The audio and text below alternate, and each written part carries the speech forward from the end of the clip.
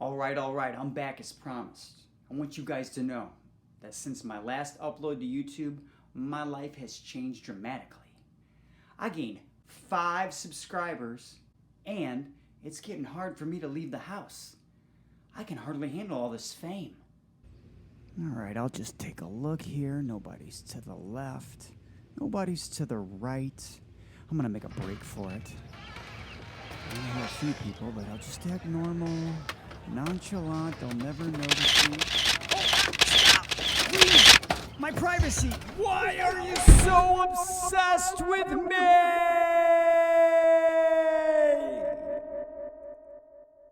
Today I want to talk about your journey to becoming a better guitar player. Inevitably, you are going to find yourself sitting around some highly skilled guitar players, and at some point, the discussion about tone is going to happen. Most guys are not going to admit that they don't understand what these highly skilled guitar players are talking about. In fact, they're going to be like, oh yeah, I get it, dude. Thanks, man. Turn around and maybe twist some knobs and pretend to completely understand what was just explained to them. And that's probably why we don't stop and ask for directions, because we just refuse to admit we don't know where we're going.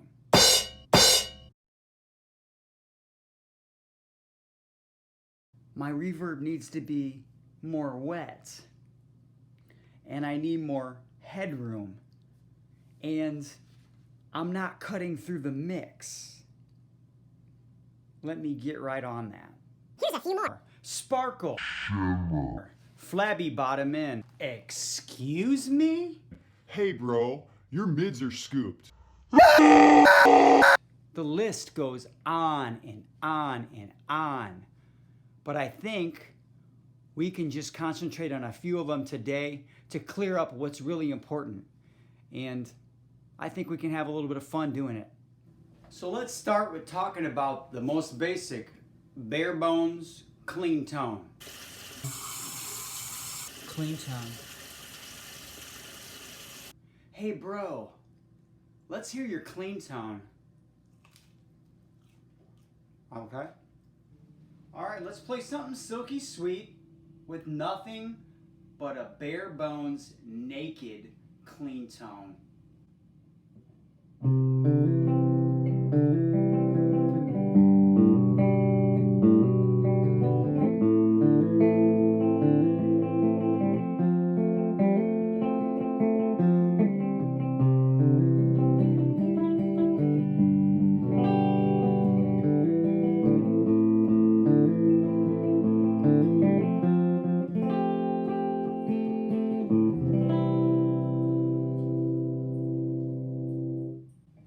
Nothing wrong with that, but it's missing something special. And that person who asked for that clean tone might be all like this. He might say, Yeah bro, but your clean tone is missing some depth. so what would we do? We'd dial in a little reverb.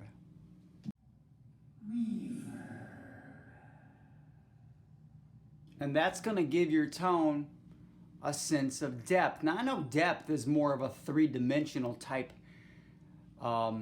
descriptive word, but it's going to give your tone a sense of space. You'll see what I mean, or should I say hear what I mean.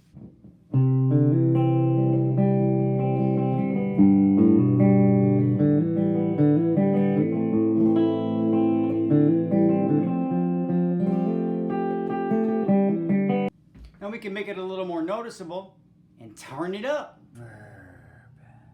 Can really hear that VW Hall now, right? The first time you played the show for 3 of your screaming friends.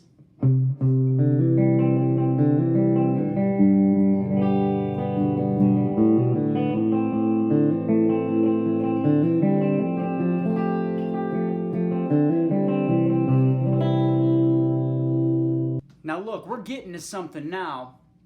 We've got this tone that I think I might actually ask to the homecoming dance. She's got this nice bass tone, and then she threw on some reverb, and I'm like, girl, you looking good, sounding better. But she's probably not the one I would take to the prom if I had my choice, or take home to mom.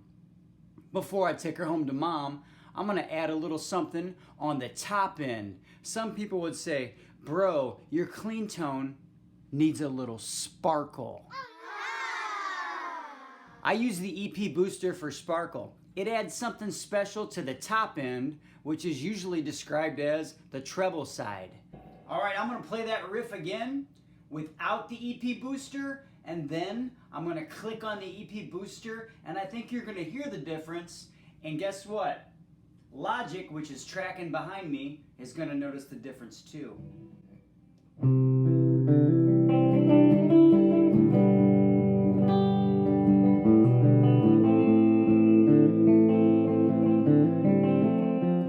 Here comes the booster.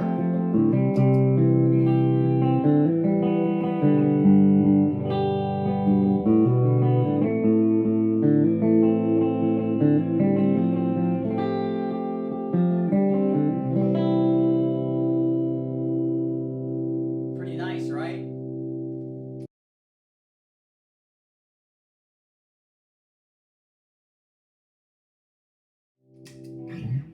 Well, that's a tone you take to the prom, and then you take home to mom. Now let's move on to my favorite subject, dirt. Dirty.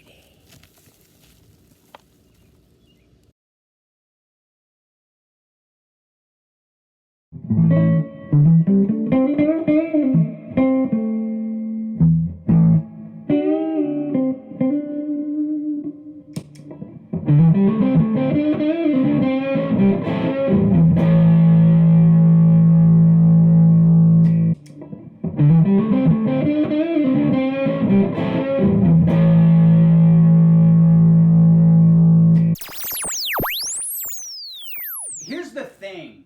Sometimes people will say to you, bro, you need to set that dirty pedal up to be a unity gain pedal. What that guy's trying to tell you is there'll be no discernible volume difference between your new awesome clean that I just helped you to develop and your dirty, grittier tone that you would use a distortion pedal for. So when you click that distortion pedal to rock on over to that dirty side, there'll be no volume bump. It'll just be more of an attitude change. All right, after fiddling around a little bit with the volume and the drive knobs, I think I've got my clean side and my drive side set to unity gain. Let me play the same riff using both sides and we'll see what happens.